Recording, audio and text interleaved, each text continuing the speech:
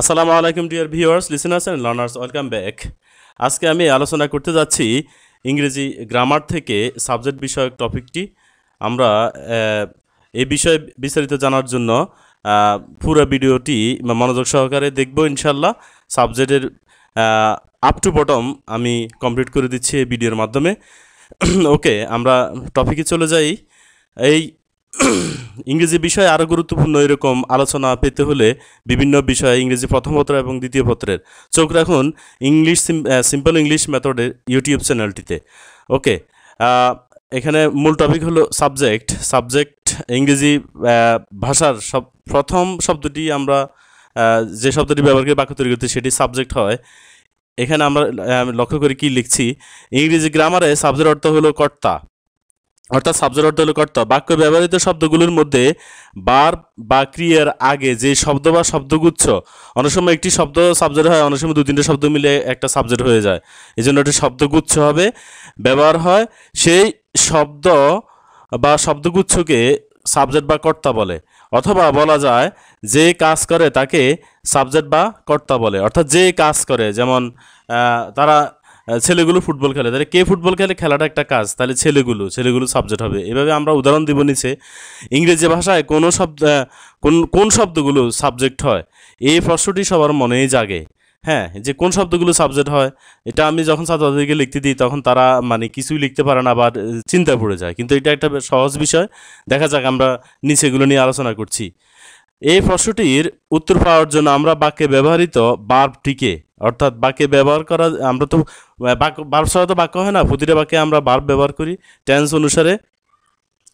হ্যাঁ, ওই ভার্বটিকে কে কারা কি দিয়ে প্রশ্ন করব এবং প্রতি উত্তরে যে শব্দ পাবো সেই শব্দটি সাবজেক্ট হবে। যেমন এখানে এই যে এই সারিতে, এখানে দুটো সারি, আমরা জানি একটা বাক্যের গঠন হলে সাবজেক্ট ভার্ব অবজেক্ট, বারোফর অবজেক্ট আছে, আবার আদার ওয়ার্ড আছে, অন্য শব্দ আছে। এখন আমি শুধু দুটো শব্দ লিখছি সাবজেক্টের বিষয়টা নিয়ে আলোচনা করার জন্য। অবজেক্ট এসেনশিয়াল আমার প্রয়োজন না এখানে লেখার, যেহেতু আমি এটা নিয়ে আলোচনা করব না।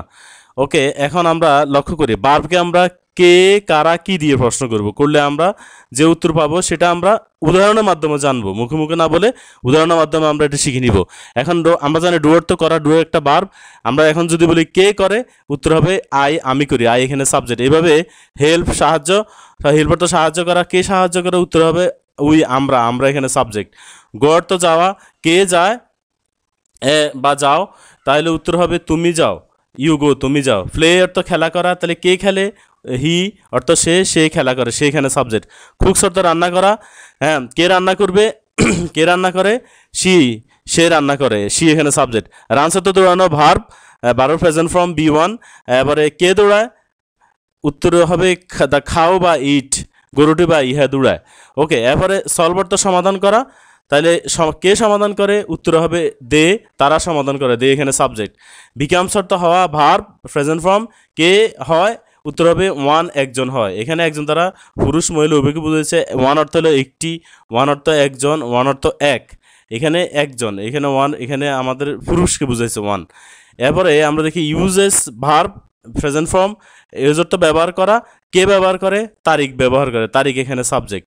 এরপরে আমরা টক্স অর্থ কথা বলা, কে কথা বলে, নীলা কথা বলে, নীলা এখানে সাবজেক্ট। এরপরে কোয়ারেল অর্থ ঝগড়া করা, কে ঝগড়া করে, তারিক অ্যান্ড তাজ ঝগড়া করে, অর্থাৎ এখানে নাউন, প্লুরাল নাউন, এটাও সাবজেক্ট। এবার আমরা দেখব ডোন্ট মিক্স, মিশে না, কে মিশে না, ওয়াটার এবং অয়েল, তেল এবং জল মিশে না একসাথে। এবারে তাহলে ওয়াটার অ্যান্ড অয়েল এখানে সাবজেক্ট। লুকস ব্লু, নীল দেখায়, কি নীল দেখায়, এই যে এখানে কি বা কে নীল দেখায়, কি নীল দেখায়, দ্য স্কাই, আকাশ নীল দেখায়, আকাশকে দেখতে নীল মনে হয়। লুকস অর্থ দেখতে মনে হওয়া, ব্লু অর্থ নীল, আকাশকে দেখতে নীল মনে হয়, তাহলে দ্য স্কাই এখানে সাবজেক্ট। হান্টস অর্থ শিকার করে, কে শিকার করে, লায়ন শিকার করে, লায়ন সিংহ এখানে সাবজেক্ট। এভাবে আমরা এই যে এভরিবডি, এভরিওয়ান, অল, তিনটা অর্থই কিন্তু এক। এভরিবডি প্রত্যেকে বা সকলে, এভরিওয়ান প্রত্যেকে বা সকলে, অল প্রত্যেকে বা সকলে। তাহলে গিভস অর্থ দেয়, কে দেয়, উত্তর হবে এভরিবডি, এভরিওয়ান, অল, অর্থাৎ প্রত্যেকে বা সকলে দেয় এখানে, তাহলে এটা এখানে সাবজেক্ট। এরপরে খামস অর্থ আসে, যেহেতু এখানে আমাদের সাবজেক্টগুলো নোবডি, নোয়ান, নান ব্যবহার হয়েছে, নাবোধক শব্দ, এই জন্য আমরা বলছি আসে না, কে আসে না, নোবডি কেউ না, নো ওয়ান কেউ না, নান কেউ আসে না, কেউ না, অর্থাৎ কেউ আসে না, এটা নেগেটিভ ওয়ার্ড, নেগেটিভ সাবজেক্ট এগুলো। এখানে নোবডি, নো আর নান এখানে সাবজেক্ট। এরপর আমরা দেখতে পাচ্ছি জানে, তাহলে কে জানে? সামবডি, কেউ কেউ জানে, সামবডি অর্থ কেউ কেউ, তাহলে সামবডি এখানে সাবজেক্ট। শাউটস চিৎকার করে, তাহলে কে চিৎকার করে? সামওয়ান, সামওয়ান অর্থ কেউ একজন, কেউ একজন চিৎকার করে। ক্যান সে বলতে পারে, কে বলতে পারে? বলতে পারবে, বলতে পারা, ক্যান্সার তো বলতে পারবে বা পারা, কে বলতে পারবে? এনিবডি, যে কেউ বলতে পারবে। এরপরে ম্যানেজড, ব্যবস্থা করলো, কে ব্যবস্থা করলো? এনিওয়ান, যে কোনো একজন ব্যবস্থা করলো, এনিওয়ান এখানে সাবজেক্ট। এরপরে হ্যাপেন্ড, হ্যাপেন্ড কি ঘটলো? সামথিং হ্যাপেন্ড, সামথিং এখানে অর্থ কিছু, কিছু ঘটলো। হ্যাঁ, হ্যাপেন্ড অর্থ ঘটলো, তাহলে কি ঘটলো? সামথিং, কিছু ঘটলো, সামথিং এখানে সাবজেক্ট। এরপরে স্টপড, স্টপড থামালো, থামালো না বা থামালো, তাহলে কে বা কি থামালো? নাথিং, কিছুই না, অর্থাৎ নাথিং স্টপড হিম, এখানে আমরা অবজেক্ট হিম ব্যবহার করি, তাহলে কিছুই তাকে থামালো না, কিছুই তাকে থামালো না। এরপরে ক্যান অকার, ঘটতে পারে, কি ঘটতে পারে? এনিথিং, যে কোনো কিছু করতে পারে, এনিথিং এখানে সাবজেক্ট। এবার আমরা দেখতে পাচ্ছি দেয়ার একটা অ্যাডভার্ব, দেয়ার অর্থ সেখানে, কিন্তু দেয়ার কখনো কখনো বাক্যের শুরুতে ব্যবহার হয় ইন্ট্রোডাক্টরি দেয়ার হিসেবে, পরিচয়সূচক সূচক শব্দ হিসেবে। দেয়ারের নিজস্ব কোনো অর্থ নেই, দেয়ার একটা শব্দকে হাইলাইট করে, যেমন এ ম্যান, দেয়ার এখানে এ ম্যানকে হাইলাইট করছে। দেয়ার লিভড এ ম্যান, একদা এক লোক বাস করতো, ইন এ ভিলেজ, একটি গ্রামে। এখন আমি যদি বাক্যটি এভাবে লিখি যে এ ম্যান লিভড, একজন মানুষ বাস করতো, এ ম্যানকে আমি যদি দেয়ারের জায়গায় লিখতাম, এই যে এ ম্যানকে যদি আমি দেয়ারের জায়গায় লিখি, তাও বাক্যটা সঠিক হবে। এ ম্যান লিভড, একজন লোক বাস করতো, ইন এ ভিলেজ, একটি গ্রামে। আমি সেভাবে না লিখে এভাবে লিখতে পারছি, পারবো জিনিসটা, there lived a man in a village, একদা এক লোক বাস করতো, তাহলে দেয়ারের এখানে কোনো অর্থ নাই, বাক্যের সূচনা তৈরি করেছে দেয়ার, এই জন্য এখানে দেয়ারকে আমরা ইন্ট্রোডাক্টরি দেয়ার বলবো, অর্থাৎ এটা এখানে অ্যাডভার্ব হবে না, সাবজেক্ট হিসেবে এটা ব্যবহার হয়েছে। আবার দেয়ার অর্থ সেখানে, এটা অ্যাডভার্ব হবে, যেমন আই ওয়েন্ট দেয়ার, আমি সেখানে গেলাম, ওইখানে ওই আই ওয়েন্ট দেয়ার ওই বাক্যটির মধ্যে দেয়ার তখন অ্যাডভার্ব হবে, কিন্তু এখানে দেয়ার এখানে সাবজেক্ট, ইন্ট্রোডাক্টরি দেয়ার বাক্যের সূচক শব্দ হিসেবে দেয়ার ব্যবহার হয়েছে। ডিয়ার ভিউয়ার্স অ্যান্ড লিসেনার্স, আমরা এই উদাহরণের মাধ্যমে ভার্বকে কে, কারা, কি দিয়ে প্রশ্ন করে আমরা সাবজেক্টগুলো বের করে ফেলছি। এখন আমাদের কাজ হবে, পরবর্তী আলোচনা হচ্ছে কাইন্ডস অফ সাবজেক্ট, সাবজেক্টের প্রকারভেদ। আমরা জানি সাবজেক্ট তিন প্রকার: single subject, compound subject, employed subject, অর্থাৎ একক সাবজেক্ট, যৌগিক সাবজেক্ট এবং উজ্জ্ব সাবজেক্ট। এখন আমরা দেখি উদাহরণ দিয়ে, যখন একটিমাত্র শব্দ সাবজেক্ট হিসেবে ব্যবহার হয় তখন তাকে সিঙ্গেল সাবজেক্ট বলে।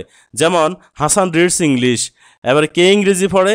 হাসান পড়ে, এখানে হাসান ইংরেজি পড়ে, হাসান সাবজেক্ট, তবে হাসান একটা মাত্র শব্দ, এই জন্য হাসান সিঙ্গেল সাবজেক্ট। হি টট আস ইংলিশ, সে আমাদেরকে ইংরেজি পড়ালো। থট অর্থ পড়ালো, কে পড়ালো? সে পড়ালো, এখানে হি একটা মাত্র শব্দ, এই জন্য হি এখানে সিঙ্গেল সাবজেক্ট, অর্থাৎ এই দুটি বাক্যে হাসান এবং হি সিঙ্গেল সাবজেক্ট। এর পরবর্তী আমরা দেখি কম্পাউন্ড সাবজেক্ট, যৌগিক কর্তা। কম্পাউন্ড সাবজেক্ট হলো যৌগিক কর্তা, দুই বা তার অধিক শব্দ যখন অ্যান্ড অ্যাজ ওয়েল অ্যাজ, এবং অ্যান্ড অর্থ এবং অ্যাজ ওয়েল অর্থ এবং, এটা হলো কনজাংশন, এই শব্দ দুটি ইত্যাদি দ্বারা যুক্ত হয় তখন তাকে কম্পাউন্ড সাবজেক্ট বলে। যেমন Joel and Sohel are playing well, ভালো খেলছে, তাহলে কে ভালো খেলছে? উত্তর হলো জোয়েল অ্যান্ড সোহেল, জোয়েল এবং সোহেল। এখানে অ্যান্ড দিয়ে জোয়েল এবং সোহেল যুক্ত হয়েছে, যার কারণে এখানে জোয়েল এবং সোহেল কম্পাউন্ড সাবজেক্ট।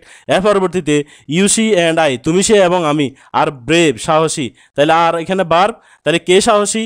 তুমি সে এবং আমি, আমরা তিনজন। এখানে লক্ষণীয় এই যে অ্যান্ডের আগে এই সেকেন্ড পার্সন এবং ইউ, থার্ড পার্সন সি এবং পরে ফার্স্ট পার্সন ব্যবহার হয়েছে। আমরা এখানে একটা জিনিস জেনে রাখি যে কোনো সাবজেক্ট যদি তিনটা পার্সনে চলে আসে তখন আমরা প্রথমে সেকেন্ড পার্সন ব্যবহার করব, তারপর থার্ড পার্সন ব্যবহার করব, এবারে অ্যান্ডের পরে ফার্স্ট পার্সন ব্যবহার করব, এটা হলো নিয়ম। অর্থাৎ এটাকে আমরা second person 2, third person 3, first person 1, 231 বলতে পারি। এটাকে সংখ্যায় যদি আমরা সহজে মনে রাখতে চাই তাহলে এটা এখানে কম্পাউন্ড সাবজেক্ট। এর পরবর্তীতে মিতু অ্যাজ ওয়েল এজ এবং হার ফ্রেন্ডস, তার বন্ধুরা বা বান্ধবীরা, হেল্প সাহায্য করে, দ্য পুয়ার গরিবদেরকে, কে সাহায্য করে? মিতু এবং তার বান্ধবীরা।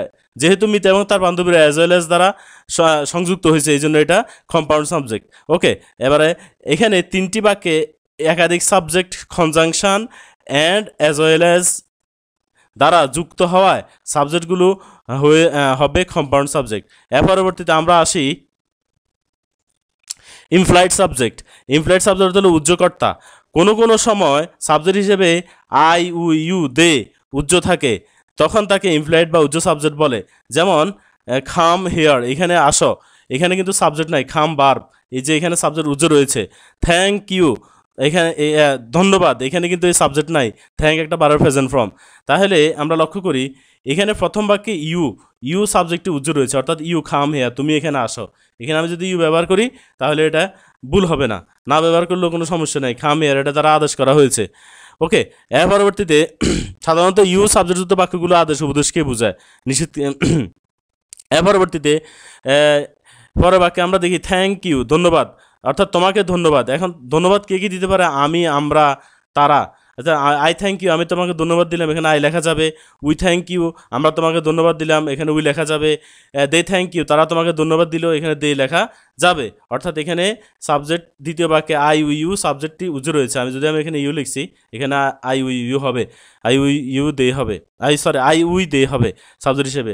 অর্থাৎ কিছু কিছু বাক্যে বার প্রেজেন্ট ফর্ম দিয়ে আমরা বলে থাকি, সাবজেক্টকে বলি না, এটা উজ্জ্ব থাকে, তখন ওই সাবজেক্টটি ইমপ্লয়েড সাবজেক্ট হয় ওই বাক্যের। ওকে, তাহলে আমরা এই অংশে সাবজেক্টের প্রকারভেদ সম্বন্ধে জানলাম বিস্তারিত। এখন জানবো ইংরেজিতে কোন ফার্স্ট অফ স্পিচগুলো সাবজেক্টের আওতায় পড়ে, অর্থাৎ ফর্মস অফ সাবজেক্ট, কর্তার ধরন, গঠন, কর্তার গঠন। সাবজেক্টগুলো নাউন হয়, নাউন ফ্রেজ হয়, এরপরে প্রোনাউন হয়, জেরান্ড হয়, ইনফিনিটিভ হয়, ফ্রেজ হয়। তাইলে এই যে noun phrase, pronoun, gerund, infinitive, phrase, এই জিনিসগুলো আমাদেরকে আলাদাভাবে জানতে হবে, তারপর আমরা এটা সহজে বুঝবো।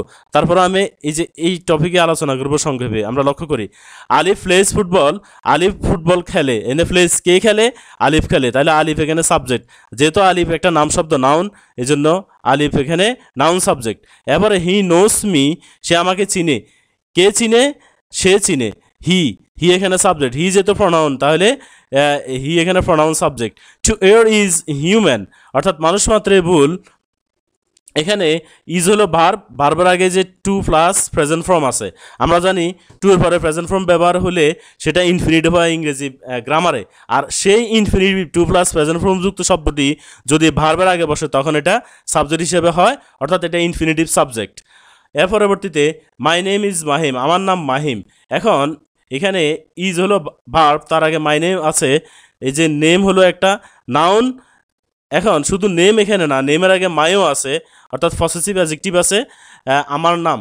এখন আমরা জানি যখন দুই বা তার অধিক শব্দ একসাথে ব্যবহার হয়ে একসাথে তাদের অনুবাদ বা অর্থ উচ্চারিত হয় তখন সেটা ফ্রেজ হয়। তাহলে মাই নেম, আমার নাম, এটা একসাথে তার অর্থ অনুবাদ হয়েছে, উচ্চারিত হয়েছে, যেন এটা নাউন ফ্রেজ। যেহেতু নেম শব্দটি মূল এখানে নাউন, তাই এখানে এটা নাউন ফ্রেজ হবে, অর্থাৎ সাবজেক্টটি নাউন ফ্রেজ। এবার আমরা লক্ষ্য করি swimming is good for health, সাঁতার কাটা স্বাস্থ্যের জন্য ভালো। এখন এই যে ইজ হলো ভার্ব, বারবার আগে আমরা একটা বারবার আইএনজি ফর্ম দেখতে পাচ্ছি। আমরা জানি বারবার আইএনজি ফর্ম টেন্সের স্ট্রাকচারে am, is, are, was, are, shall be, will be, have been, has been, had been, shall have been, will have been এর পরে ব্যবহার হয়। কিন্তু এখানে আমরা লক্ষ্য করলাম ইজের পরে ভার্ব ব্যবহার হয় আইএনজি হয়, কিন্তু এখানে ইজের আগেই আছে সাবজেক্ট, ভার্বের সাবজেক্ট হিসেবে ভার্বের আইএনজি ফর্ম ব্যবহার হয়েছে। এই জন্য এটা এখানে জেরান্ড। যখন ভার্বের আইএনজি ফর্ম যখন সাবজেক্ট হিসেবে ব্যবহার হবে তখন এটা জেরান্ডিভ সাবজেক্ট হবে, আমরা এটা মনে রাখি।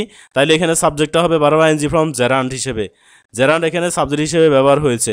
ওকে, এরপরে কিথ অ্যান্ড কিন, আমরা তো ফ্রেজিডিয়ামসের কথা শুনছি, এই যে এটা হলো কিথ অ্যান্ড কিন হলো একটা ফ্রেজিডিয়ামস। আমরা কিথ অ্যান্ড কিন অ্যান্ড অর্থ এবং কিথ অর্থ সম্পর্ক, আত্মীয়তা, কিন এইটা সম্পর্ক বা আত্মীয়তা বোঝায়। এখন তিনটা শব্দ মিলে একটা অর্থ হয়েছে, এটা আলাদা কোনো অর্থ নাই, আলাদা আলাদা কিথ অ্যান্ড কিনের, কিন্তু তিনটা অর্থ একসাথে হয়ে গেছে। আত্মীয়তার সম্পর্ক, রেফার্স টু বলতে বোঝায় টু ইউর রিলেটিভস, তোমার ঘনিষ্ঠ আত্মীয়জনকে। এই যে তাইলে এটা এখানে ফ্রেজটা এখানে সাবজেক্টে ব্যবহার হয়েছে। Dear hearers, listeners and learners, আজকের এই আলোচনায় আমি সাবজেক্ট নিয়ে বিস্তারিত আলোচনা করেছি। প্রথমে সাবজেক্ট কাকে বলে, পরবর্তীতে সাবজেক্ট আমরা কিভাবে বাক্য থেকে বের করব, এর পরবর্তীতে সাবজেক্টের প্রকারভেদ, এরপরে ইংরেজি কোন ফার্স্ট অফ স্পিচগুলো সাবজেক্টের আওতায় পড়ে, কোন ধরনের শব্দগুলো সাবজেক্টের আওতায় পড়ে, অর্থাৎ সাবজেক্টের গঠন আমি এখানে আলোচনা করেছি। আশা করি বিষয়টি অনেক সহজ হয়েছে সবার কাছে বুঝতে সাবজেক্টের বিষয়টি। ইনশাল্লাহ পরবর্তী ভিডিওতে এরকম নতুন নতুন ইংরেজি আলোচনা আপডেট জানতে চোখ রাখুন সিম্পল ইংলিশ মেথডের ইউটিউব চ্যানেলে। ধন্যবাদ সবাইকে।